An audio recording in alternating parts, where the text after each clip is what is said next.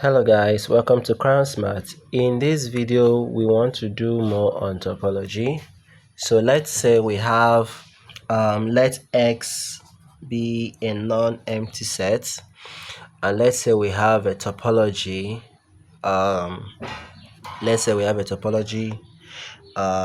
tau defined as the empty X, S and T. Now here S, we don't know the set S and we don't know the set T. We don't know the set T. Okay, now this is a topology. Now this is not actually a topology because we don't know what S is and what T is. Okay, so the question is, what condition will make tau to be the topology on what? On X. That is the question. The question is, what condition will make tau be a topology on what? On X. So so the first condition is if the let's say S and T, the condition is if the intersection of S and T is empty. Okay, that's the first condition. The first condition is if the intersection is what? An empty set. Now if the intersection is an empty set, this implies that if the intersection is an empty set, this implies that T union S will not give us T or what? Or S. Okay, so whenever you have intersection of two sets to be empty, this implies that their union will not be T or S. Okay, and if their union is not T or S, what does this imply? This implies that T union S must be the whole set. Now the reason I use must be the whole set is that I want the union to be the whole set for this to be a topology. Remember the third condition, that the arbitrary union of sets in the topology must be in the topology. So if you take the union of these two and it gives us the whole set, then the result is in the topology, and therefore this will make tau be a topology on X. So we are saying that their union must be. Observe that this union may not necessarily be X. An example, let's say if the set X is the set A, B and C, and then I have singleton A union singleton B. Let's say these are two different sets, okay, in the topology. Now if I do their union, I will have AB. Okay, so you see that I have what? AB. See that their union is not necessarily what? The whole set X, right? But this is not, this AB, the set AB is not what? The whole set X. So I want the union to be what? The whole set. Okay, observe that if you do this intersect this, you're going to have empty. If you do this intersect this, you're going to have empty sets. Okay, so the union must be the whole set. Now if the union must be the whole set, it means that the class S, T is a partition of what? Of X. Please forgive my handwriting. Okay, it means the class S, T will be a partition of what? Of X. Now what do we mean by something to be the partition of X? Now for this class to be a partition of X, it must satisfy two conditions. The first condition is that S intersect T is what? Is empty. The second condition is that S union T is what? X. So that's what we mean by this class is a partition of X. So for it to be a partition of X, it means that it must be empty and their union must give us the what? The set X. Okay, so now we said that S intersect T being empty implies that this must be a partition of what? Of X. Okay, so what it simply means is that for this tau to be a topology, then S and T, or the class ST, must be a partition of what? Of X. So let's do an example. Let's say example 1. Let's say our X is the set A, B, C. Okay, remember I can form more than one topology on this. I can form any topology on this X.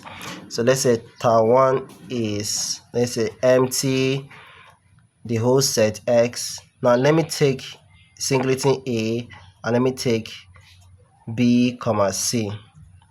Now this is a topology on this X. Do you know why?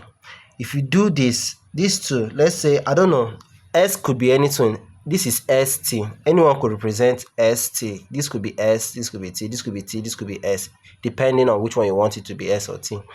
Now, if you do their union, if you do their intersection first, you discover that the intersection is what? Empty. Okay? Now, if you do their union, if you take their union will give us what? The whole set X. So you see that this becomes a partition. This class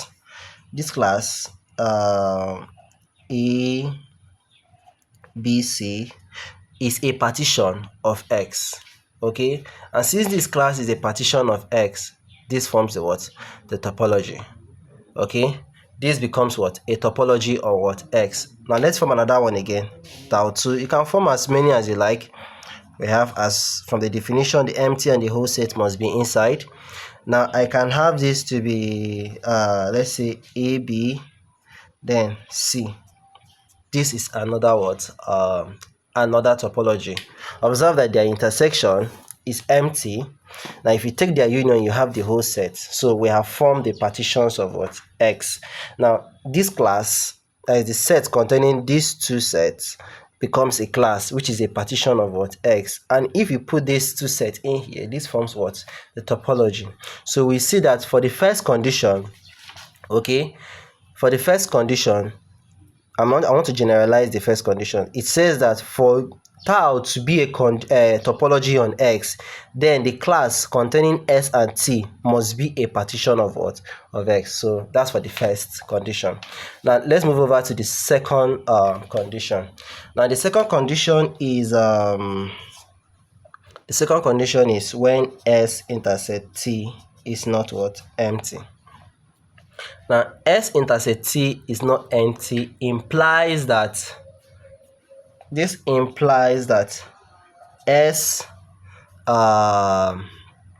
intersect T, okay, must be T or what? S. Now observe that I'm using must. Reason I'm using must is that I know that their intersection may not be T or S. It may be something smaller. Okay, that is why I say their intersection must be T or what? S. Now if the intersection, if S intersect T is equal to T, this implies that T is a subset of what? Of S. Okay, and if S intersect T is equal to S, this implies that S is a subset of what? T. Okay, now reason why we say must be T or S is because if I do this intersection and it's giving me one of them, you see that it's in the topology. So let's take, for instance, we have this. Okay, now remember the second condition, finite intersection of sets in the topology must be in the topology, right? So if I do this intersect this and it is giving me one of them, then it is in what? The topology. Okay, so let's continue. Now we now say if the intersection is one of them, then one of them must be a subset of what? Of each other. So what we mean is that, so what we are trying to say in general is that for the second condition to hold, it means that if I pick any two subsets of the set X, then one of them becomes a subset of each other. One of them must be a subset of what? Each other. So that their intersection will give them, so that the intersection will be what? Actually one of them. So what I'm trying to say is that, let's use an example. An example is that, let's say we have the set X to be A, B, C. Okay. Now let's form a topology 1 on this. The empty set is there, the whole set is there. Now of course, if I have let's say, what are the subsets of this set? I have singleton A and I have AB. Okay, I have singleton A and I have AB. Observe that this is a subset of this. This is a subset of this, right? So their intersection will give the smaller one, which is what? Singleton A. So therefore, this forms what? A topology. Okay, so I can now put these two sets here, because if I pick any two subsets of X, which is this and this, now observe that this is a subset of this. Okay, and since this is a subset of this, their intersection will be one of them, which is this. So this forms a what? A topology. Okay, now observe that their union is giving us this. Okay, if you do this union this, you still have what? You still have this. Okay, so the second property, let me form a second topology. We have the empty, we have the whole set. Okay, now let's give another example. Okay, let's go with this. Let's say we have singleton C and we have set BC. Okay, look at this. Singleton C and set BC can also work. BC. You can form as many as you like. Okay, you can form as many as you can form.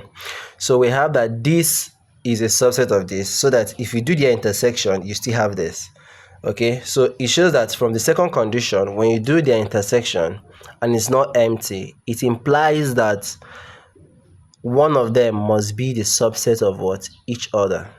So generally it means if I go to the set X and pick any two subsets of this set X, then one of those sets must be a subset of each other, so that their intersection becomes a smaller one of them actually. So this is what we have just done now.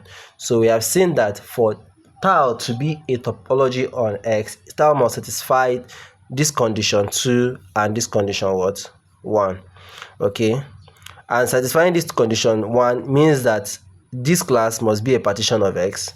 Satisfying this condition 2 means that one of these sets, these two sets, are subsets of what? Each other. Okay, so thank you very much for watching this video. I hope you enjoyed it. Thank you. Please do not forget to like and subscribe and share to your friends. Thank you.